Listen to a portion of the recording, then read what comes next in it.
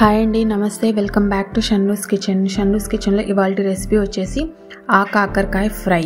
ఇది చాలా healthy recipe and tasty recipe. ఇవి మిగతా వెజిటబుల్స్ లాగా అన్ని సీజన్స్లో దొరకవు. ఇవి వింటర్ సీజన్లో మాత్రమే ఎక్కువగా దొరుకుతాయి. కాబట్టి సీజనల్ వైజ్ వెజిటబుల్ కింద తప్పకుండా ఈ రెసిపీని అయితే ఒకసారి ట్రై చేయండి. ఇక్కడ నేను 1/2 కిలో కాకరకాయలు తీసుకున్నాను. ఇందులో కొంచెం రాళ్ళుప్పు అండ్ కొంచెం పసుపు వేసుకొని కొన్ని వాటర్ వేసుకొని కొంచెం సేపు అలా నాననివ్వాలి, వదిలేయాలి. ఆ కాకరకాయల మీద ఉన్న దుమ్ము అది మొత్తం శుభ్రంగా కడుక్కోవాలి. ఒక 10 నిమిషాలు నానబెట్టుకున్న తర్వాత బాగా రుద్ది కడిగి ఒక 2 సార్లు మంచినీళ్ళతో కడుక్కొని పక్కన పెట్టుకోవాలి.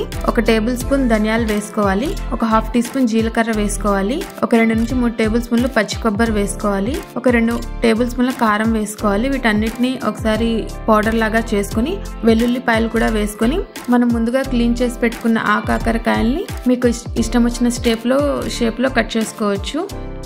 పొడవుగా అయినా కట్ చేసుకోవచ్చు, లేకపోతే చిన్న చిన్న పీసెస్గా అయినా కట్ చేసుకోవచ్చు. ఈ విధంగా కట్ చేసుకొని పక్కన పెట్టుకోవాలి. ఇప్పుడు ఒక ప్యాన్ తీసుకొని అందులో ఒక 3 టేబుల్ స్పూన్ల వరకు ఆయిల్ వేసుకోవాలి.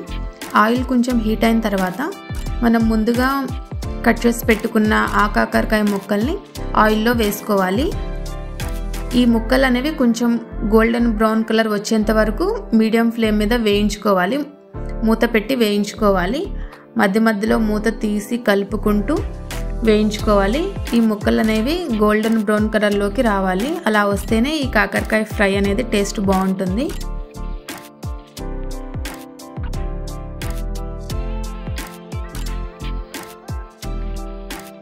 ఈ విధంగా ఫ్రై చేసుకున్న తర్వాత ఇప్పుడు ఇందులో ఒక 1/2 టీ స్పూన్ ఉప్పు, ఒక 1/2 టీ స్పూన్ పసుపు, కొంచెం కరివేపాకు వేసుకుని ఒక 2 నిమిషాల పాటు బాగా కలుపుకోవాలి.